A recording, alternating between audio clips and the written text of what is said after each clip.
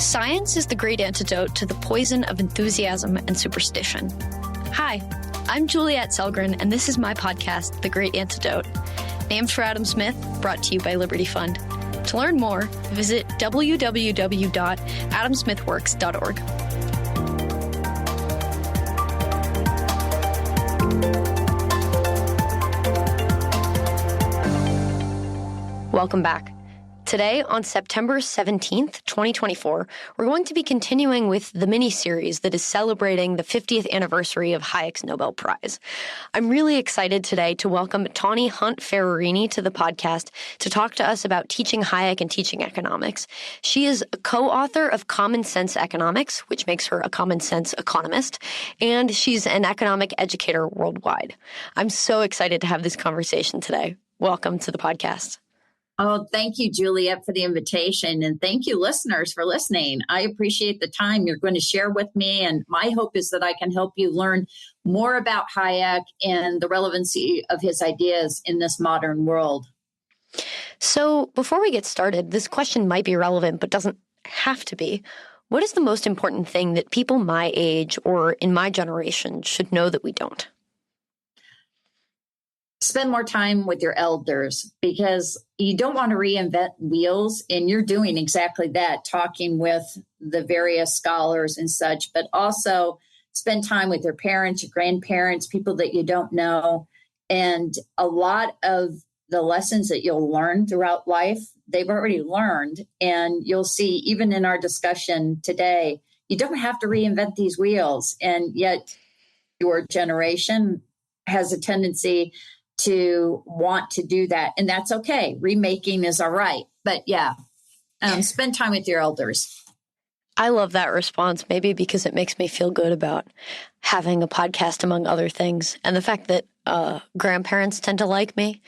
I'm an old soul too. I've always spent time with my elders and people known and unknown. So it's wonderful. So I have a question that kind of goes against the grain of your response, maybe. I think, and it will lead us into this conversation, I hope. I think a lot of the classical liberal tradition, a lot of more maybe like Austrian, less empirically modern, if that's communicative of that idea, economists and people who follow actually the history of thought, we as a group tend to lean into this not remaking the wheel, but I think we have a lot of a hard time. That doesn't quite make sense, but we have a hard time remaining relevant. And it's funny, I was having this conversation with Dawn the other day and remembering and like kind of marinating in these ideas that Hayek has and these things that he's talking about and realizing that they're even more relevant today than they maybe even were at his time, and that they can help us even more. How can we maybe not remake the wheel, but kind of republish the wheel in a way that is snazzier and more TikTok friendly maybe? Is there a clear way to do that? Because I think I, especially trying to teach this stuff, struggle with not sounding like I'm just regurgitating something that someone else said and making it super modern, relevant to the current day, and actually competitive with ideas that seem like a newer wheel, even if they're not. Right. I mean, this is a great question. And I think that you're bringing up several points that I think explains why Hayek is not as popular as he should be, and why in his battle with Keynes and the ideas that they both supported, Hayek appeared not to come out on the popular end. Because if you look at his personality and you consider his background, you know that Hayek, he's a towering figure in economic theory throughout the 20th century. And when you kind of encapsulate him and you bring him into the free market economic space, you're going against the grain, especially during turbulent times. And The other Hayek scholars and people on your podcast will delve into the intricacies of Hayek's work in scholarship. My hope is that by us having this conversation, we're going to lift up Hayek. We're going to bring him into the modern century, and we're going to make those Austrian school of theories in the applications so that we can make this thought leader who championed free markets and minimal government intervention relatable, understandable, and people can really get their arms around why by executing or practicing, his ideas, we can actually help ourselves live better and more comfortably than if we chose an alternative. And that's what we haven't done a very good job of doing. And I think Austrian economists have a really hard time in the TikTok space because they have heavy jargon, they're laden with theories, and in order to explain their theories and the practicality of them, they go into these long dissertations, and people just start tuning them out. They just say, no, huh? I'm shrugging my shoulders, I'm walking away. And so in today's social media riddled world, it's more important that people like you and I get these ideas out. We do it in sound bites. We do it in a way that if people find interest, that they can quickly go to the primary sources or find more information about how or what these ideas are and how people act on these ideas. Again, they can live better and help others do the same. The thing that I think is kind of complicated with the Hayek story, though, what comes to mind very vividly is the rap battle on YouTube, which it's fantastic, right? This is honestly like a piece of media. Now this is going to be like a meta multi-layered commentary. It's a piece of media that really communicates the ideas in an understandable and catchy way, kind of like Hamilton. And it also has a strong visual attached. So not only is it a great example, but I really think of how you see Keynes kind of exemplified and like represented as being this like super popular, like very cool, swaggy guy. And on the one hand, he has catchier sound bites, right? Like it's the animal spirits. In the long run, we're all dead. But then on the other hand, these guys use more math. They write books that are harder to read. And so I don't really know how to reconcile those two things and what ends up with someone like Keynes being on top. Is it that he tells people kind of what they want to hear and that what Hayek has to say is more, I don't know, that it requires more brain work, even if he says it in a way that is less mathematical and more example heavy? I'm not quite sure what to make of all of that. Well, in this, I think when I talk to young people, especially young people who are considering economics as a major, as undergraduates, or pursuing PhDs in the subject, you ask them, well, what draws you to the profession? And the type of person that's drawn into the profession often is the type of person, with the exception of the Austrians, where they, in this day and age, the mainstream is built around these mathematical models and sophisticated analysis, and it's, riddled with data, econometrics, and the list goes on. When you're relating to the person in the general population, into the masses, that's not their space. It doesn't mean that there isn't a role for that person. It's just not their space. And they have a right to have their space, just like we have a right to have ours. I think it takes more people like you and me to communicate across the spaces and say, hey, there's something interesting over here. Come on over. And we don't do that by bombarding them with models and data. What we do is we speak their language. And I think that getting back to Keynes, that's what he did well. He ran in some very interesting circles. He was married to a dancer. He was, by some accounts, very flamboyant in his personality and such, and people were drawn to him. They wanted to follow him. by contrast, you hop on over and you look at the pictures of Hayek and you consider his lifestyle. I mean, he was very much a professor. I mean, he was a towering figure. He is an Austrian economist. He spent most of his time at the London School of Economics. In his later years, he was at the University of Chicago. And then he spent time in Freiburg. And these are all, places that have a lot of prestige and they have a lot of serious academics around. And it's a different environment than Keynes found himself in, very much. I mean, the ones that made a difference and had an impact on people, especially in political circles. And we'll get into that conversation in just a moment. So what I'm kind of hearing is that as much as I wish we could just make professors cool, I mean, I think professors are cool, but I don't think the TikTok crowd is as convinced of this fact as I am, especially as maybe a professor hopeful, who knows. But I guess what we need is a popularizer. We need like a Keynes type messenger to deliver the message of Hayek. We need to put some sunglasses on the road to serfdom. And yes.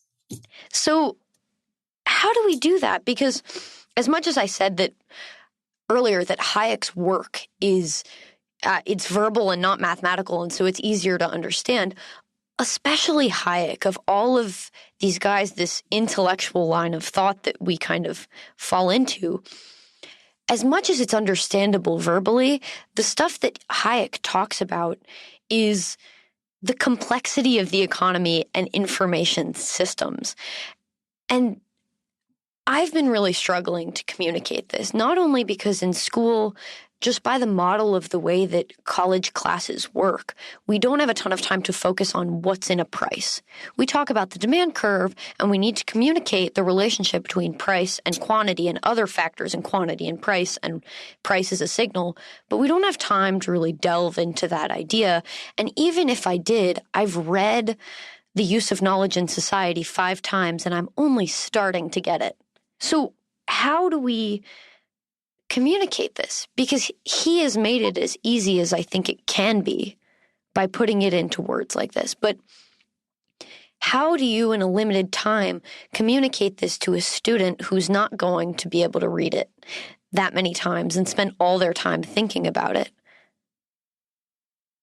Well, their opportunity cost is, too high. They're not going to read Hayek as many times as you have, and they're not going to be deliberate in their reading and try to kind of like really understand what's going on. But what they will do is they will spend time, your students will spend time with you because their grade matters. So rather than giving them what I call these like moments or, the opportunities to shrug their shoulders thinking, all right, all I have to do is memorize this, get through the exam and put this topic to bed, supply, demand, equilibrium, markets, balancing out. What you want to do is you want to get away from the economic speak and move into the heads, into the minds, and into the hearts of your students. So I like telling these little stories.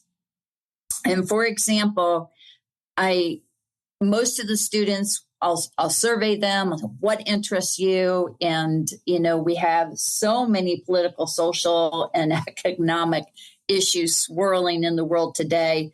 It really is a potpourri of topics, but usually I find that there's a good chunk of students who are interested in saving different animals from extinction. And what I do in order to explain the beauty of markets and the power of market signals and prices is what I'll do is I'll ask them to just imagine themselves traveling back into time and to go into the mid 18th century. And so, there were so many populations that were struggling and people were stressed, especially the most marginalized groups.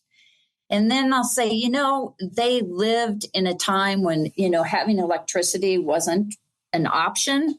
Heck, kerosene oil wasn't even around. You know what their main source of fuel was at that time? Whale oil.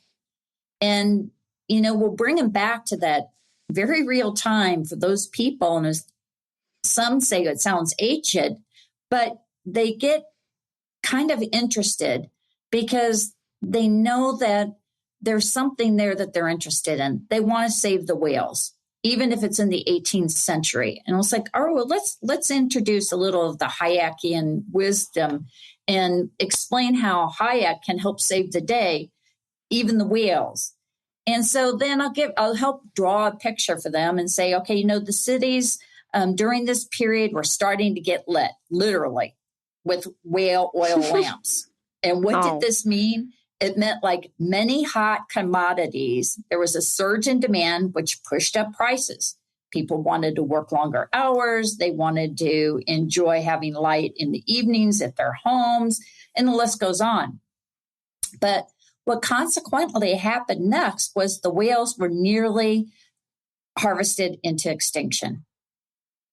They started to vanish faster than free pizza on move-in day across college campuses.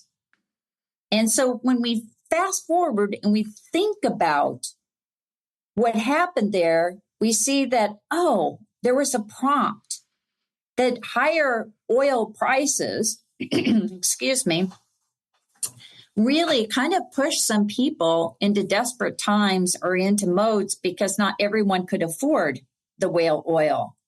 Well, now entrepreneurs, they understood, the people who were doing the whaling, that, as whale prices climbed and the marginal benefits derived from each additional whale that was harvested would start to fall, but the additional costs would start to climb, they started searching frantically for some substitutes. And then you fast forward and then you get the kerosene discovery. And what happened there was, with the discovery of kerosene and a relatively low-priced alternative to whale oil, you see consumers quickly making the switch. You see entrepreneurs moving into the production of kerosene and bringing it into the marketplace. And yes, the entrepreneurs benefited because they were able to realize profits in the beginning, relatively high profits.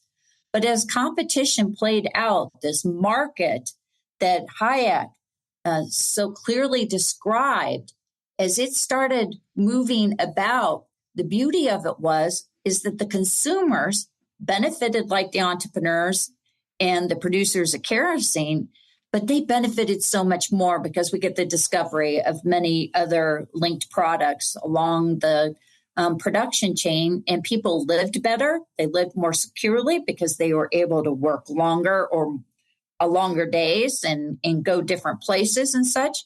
So really, this is a Hayekian or an Austrian story.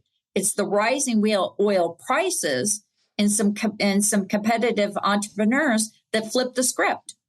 Whales didn't get, fished into extinction.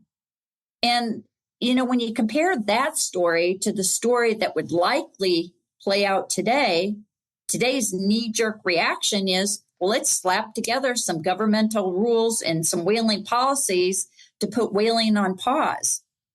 And that's a very different mindset. But what we've done with just a short little story, this narrative that's rooted in reality, is we've given people, our students especially, or the people with little or no background in economics, reason to pause and think about other alternatives than to quickly move to government responses. So, man, my brain is splitting in two different directions. What I really want to ask, what I'm going to ask, is on the relevance bit. Something that I think is super beautiful about that story is that you can't know, as the people who were consuming whale oil, it wasn't really up to them whether or not their choice of oil or the movement would save the whales, right? So baked into this whole equation is the fact that, to talk about math, is the fact that whales were actually becoming extinct, and that's important for the forces of the market, and that obviously is not at the forefront, but it's kind of implicit, which I think almost upsets a lot of people, or it makes it hard to put into application today. Because what I think about when I try to find examples to talk to my students about is they know today at time zero that they want to, for example, save the whales. But what's awesome is that they didn't even have to worry back then about saving the whales. It just happened because to not have whales would be worse than to use an alternative and find an alternative and still have whales existing, right? The market naturally came to that even better alternative, right? Mm-hmm. But what's hard is students want to have a specific outcome, right? Let's take climate. They know that they want to reduce carbon. And it's hard to stand there and tell them, well, if you kind of ignore this, or not ignore this, but if you don't force companies to think about it now, it will become naturally more costly because the world incorporates this information into the way that markets work. And so I don't really know how to talk to students when the thing they care about looking forward is kind of imposing an outcome, when the actual narrative is that regardless of the outcome that you want to impose, it naturally becomes a better outcome through the use of markets. And I think that's really hard to communicate or tackle as an issue. And I'm wondering if you have thoughts on that, or if I'm even explaining this well, or if there's a connection there. No, I think there's a great connection there. And I appreciate the narrative. What I like to do is explain or to talk with the students about the reality. Even if government had gotten involved and tried to, save the whales, how many instances do we have that has actually succeeded? We lock into a policy that's very difficult to change, even though everything changes that is involved with the policy. And we have these huge lags that we have to deal with and we have to address. And we know over and over again with climate, the one thing that's going to happen, one constant, is change. And so how do you track the change? There's so much data and the complexity of all the moving parts. It's hard for one policy to capture it all. So you have to think about, well, what is there as an alternative? And this is where it's hard for us as professors, especially those that have done the reading, and then we move into the classroom, and our responsibility is we've got these first-year students. They may be a one course only in economics student. How do we excite them about these ideas when they have been born and raised in an environment where they have been taught that government is the benevolent social planner, even though the only record of success that government has in human history is that of protecting individuals' rights and their freedoms and providing some other sound institution when it comes to stable money and free trade, that their success record or their policy record is miserable. So we do need government, but we need this government that is limited. It protects our rights. It provides rule of law. It provides a few public goods and services that markets can't provide. And then other than that, it's hands off.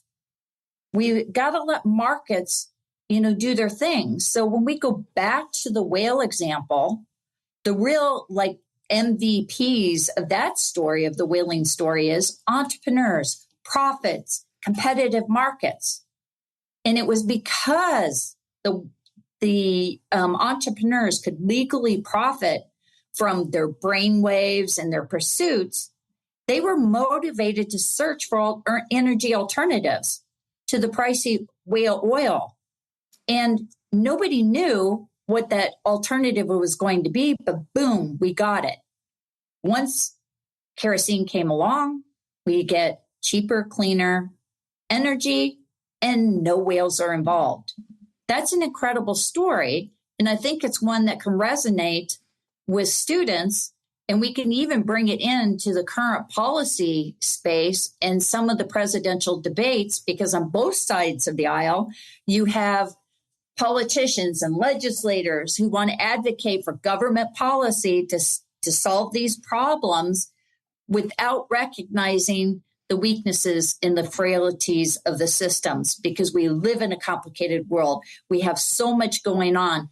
Would you want to stick with one policy, especially when it comes to climate change, understanding that the only constant in climate change is change? I like that. The only constant in climate change is change. I feel like, okay, this is great, but I realized as we kind of continued talking about this that we assumed that, and maybe we don't actually think this on the whole, but in the course of this conversation, we've kind of assumed that we're going to be talking to students studying economics in some capacity about Hayek, and that Hayek is relevant basically to issues that economics touches. But is Hayek an economist? And is it best to sell him is maybe the wrong word, but to introduce him as an economist to people studying economics? Or are there other ways to bring Hayek into the fold? Oh, I like that. I hadn't thought about it that way, because sometimes when you place somebody in the econ or on the econ platform, people just shut down and look the other way. So maybe there's a way to bring him into the fold and have him have a seat through us while we're teaching with the students or with the listener of this podcast who knows nothing about Hayek but is slightly curious, especially if they're interested in understanding what's going on in the world today and some of the debates that are transpiring on the political platforms. You know, there is an alternative to, let's say, the two-policy system, and that is to just have government back off and fill its limited roles in our lives and let market forces and responsible and accountable, ethical individuals go about their business. And by serving themselves, by helping others, they're going to make the world better because it's in their best interest as well as in others' best interests. So how do we take the math out of the image of Hayek? Because Hayek, being an economist, automatically falls into that group, even though, as you recognized, he didn't work with the equations. Yeah. I was just going to say, I think the whale example and talking about ways in which actually these economic scenarios do play out using history and examples and kind of as Hayek would, really brings it to light when you're in a classroom talking about economics. But there are people that we want to reach and that would be receptive to these ideas, or at least should, in my opinion, grapple with them because their ideas worthy of responding to, even if you don't come out agreeing, that can't engage with economics or it's just too difficult. But in a way, Hayek is so much more than an economist, and I think that's why he's so compelling. I was talking to Dawn again, as I mentioned. Go listen to that episode, listeners. I think it was great. But we were talking, and it struck me just how much importance Hayek placed on information, which is maybe obvious, but more than just information, he came at it from kind of a Platonic way. I think the more time you spend actually reading it, the more influence you see in Hayek, and Dawn pointed this out, which was really helpful for me, that he was really well-read, very literate, spoke a bunch of languages, and so he was exposed to all of these different disciplines. And in doing that, you can start to see the influence of thinkers in other disciplines like philosophy in his work in economics. And there's something about that that makes me think you could teach Hayek in, like, sure, a relevant policy context or like a modern information context, right? Talking about AI, for example, that doesn't necessarily, that uses economics, but comes at it from, well, this is what Hayek thought about this relevant issue, given what Plato says about X. And I don't know, I was just kind of noodling on this idea, and I think there's real potential there, but I don't really know what venue to approach that from.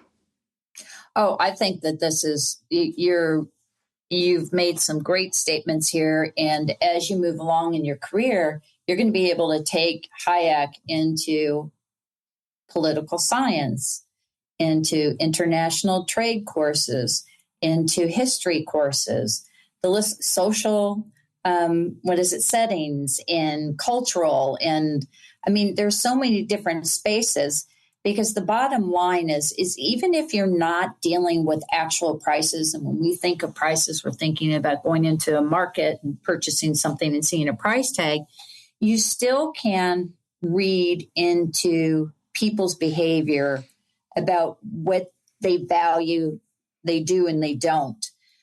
For example, you can look at children who are playing on a playground, and you see one child who's acting up and not following the rules. What do you see? The other children walk away. The child's left standing. So the information and the signaling, it can come through behaviors. And in econ, especially when we're teaching our students in micro and macro and our survey courses, and even some of the upper level courses, we all understand that when we're in a space like Amazon or Facebook Marketplace, that we've got these hundreds of thousands of humans who are acting and interacting in these spaces, and they're responding to price signals. They're sending them out, they're reacting to them, and then their reactions then incentivize other individuals to respond to their actions. And this is the beauty of the marketplace, and it can't be planned. It's just spontaneous. And this, if we take this example, the relevant one, the students or the new listener to economics or the curious person about economics, you can say, okay, I can relate to that. And then let's take this relatable example and the intricacies behind it, and let's bump it up a little. Let's just, scaffold a little bit, and let's we'll lift it up, bring the example, and plant it in a different space. And I think that is an interesting example where we can look at, like, if we're talking about whaling days or climate change discussions, we have to ask ourselves, are we giving entrepreneurs a green light to innovate without crazy restrictions, policy interferences, and legislative distortions? Or are we stopping them from the things that are invisible and keeping them from helping not only themselves through the profits that they earn by discovering new ways to address climate change, but then they're also keeping society back from new levels and addressing big issues that impact many people? Does that make sense?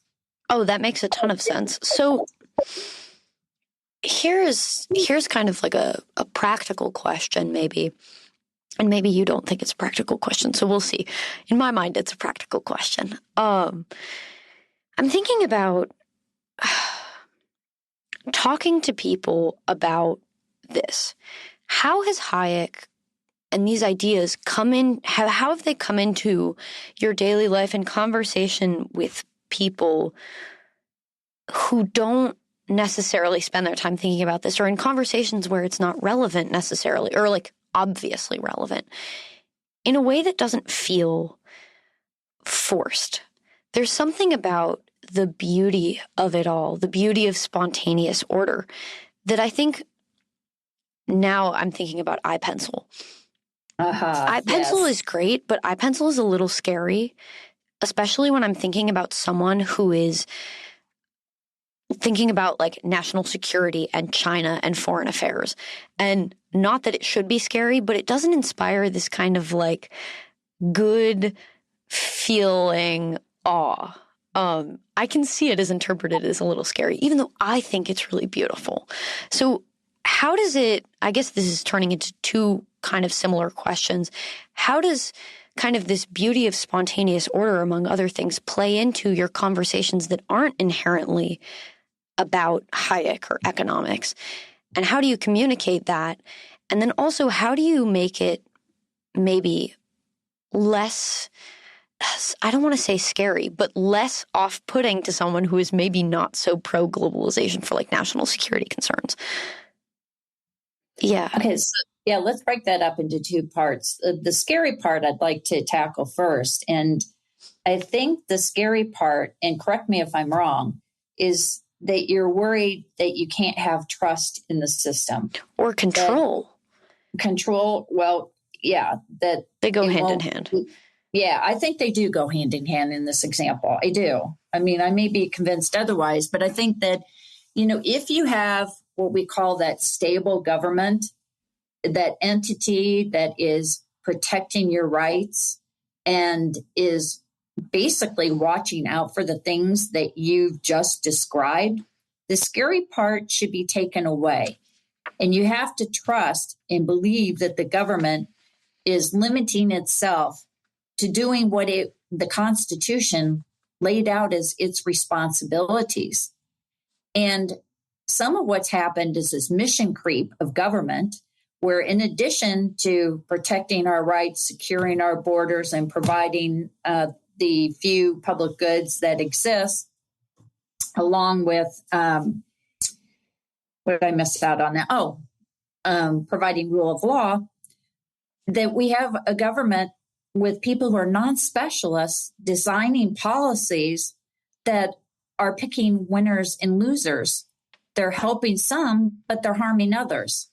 And it's exhausting as a person who is listening to a podcast and sitting in a seat and trying to make sense of it all. You don't trust the government to do what's in your best interest. How can you, and there are faces behind the government entities out there, markets, you're like, oh, this is kind of scary. I'm trusting something I can't see. This is just spontaneous. Am I going to trust that, if whales are being, harvested to extinction, that whale oil prices will go up and eventually we'll discover an energy alternative, so that every time we flip on a switch, we can thank markets for letting us light up in our houses now so we don't have to use whale oil? I don't know. That's a hard story to sell, but I think even a harder story to sell is one that we assume that these people who are in office have the knowledge of the complexity of markets to make decisions that serve people in their best interest, when we realize from the time we get up to the moment that we go to bed, we have to make a series of choices, because even our time is scarce. We can't be all things to everyone. We can't be everywhere in the same moment. And I think just kind of catering or bringing people and having them lean into their common sense may be the opening that we're looking for. And it's up to people like you and me who want to have the conversation with the person who's sitting at the coffee shop, who is at the bar, who's at the Pizza Hut, wherever the person is. We want to have a conversation with that person to help them understand that they can trust other humans as long as they have that even playing field. And that, I think, am I right, is at the heart of the scary part of iPencil. You don't believe it's an even playing field? Yeah, I think that we're living in a time, and this has been shown through experimental economics, but also just like various types of economics, that trust is fundamental to having a functional market system and to actually having gains from exchange with other people, whether it's a relationship or it's like an actual market exchange. And so the lack of trust, the facelessness of it all, I think right now, especially where there's this narrative about you can't trust them. Even worse than not being able to know who's on the other side is having a politician tell you, actually, you know who's on the other side. It's the Chinese government. Wouldn't you rather it be us? I don't think that helps. I think you're exactly right. I think you're exactly right. I really don't think it helps. And so then what do we do? I mean, as a person who's just sitting there, and now we're taking our econ hats off, And you look around, and again, we get back to that swirl of political and social and economic activity. It makes everything very, very confusing. It's distorting how we go about our normal daily activities because it's front and center. Wherever we go, it's front and center. And it's causing us to remove ourselves from some of the things that we would otherwise be doing because we don't like all of the certainty. We don't like the risks that are involved with success and failure, especially in these places that we really aren't familiar with. So we want to stay with those things that we're familiar with. And I think that we have, as a society, allowed government to intrude into our lives that it's almost ubiquitous. How do we help people realize that there's another option that we've distanced ourselves from? And I think it brings us right back to Hayek, because Hayek, he himself came out of World War II. He saw the collapse of communism or the Soviet Union. Excuse me on that. We see him coming out of that.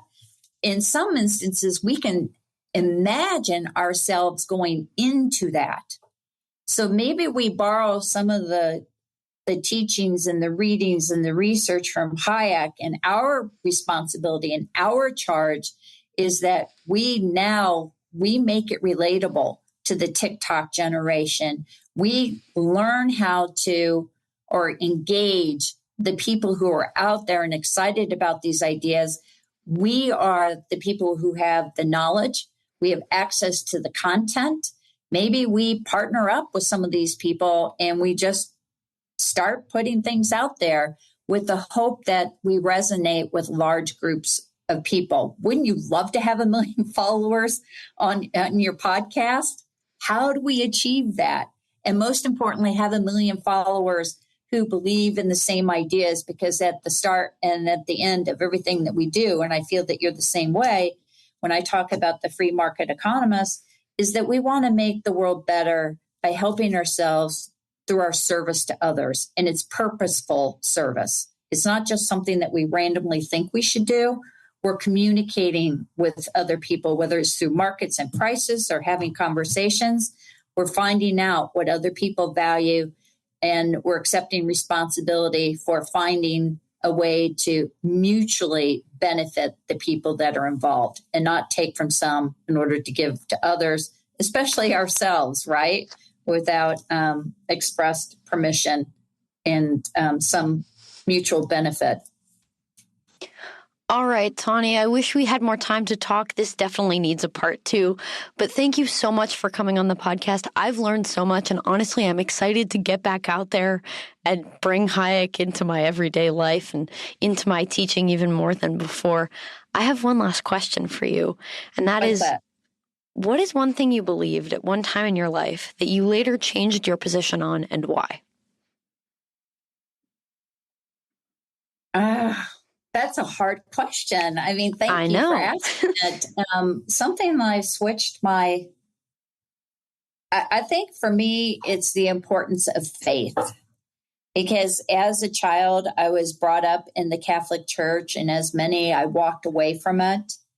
And then through my actions and interactions with others, especially some of the greats, I'm a Doug North student who's a Nobel laureate in economics, and my conversations with him and feeling the role that faith had in their lives. And it's not always defined by organized religion. It's when you're young, you feel that you've got the world by the tail, and you think you have everything you need in order to succeed in life. And then later on, there's just something inside of you that eventually emerges that lets you know that this isn't it, that our time on earth is just so limited. It's precious, but there's this life eternal. And that's where I would go with this. You asked, I answered, my friend.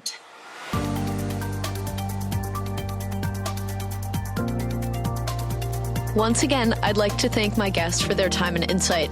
I'd also like to thank you for listening to the Great Antidote podcast. It means a lot. The Great Antidote is sound engineered by Rich Goyette. If you have any questions, any guests, or topic recommendations, please feel free to reach out to me at greatantidote@libertyfund.org. Thank you.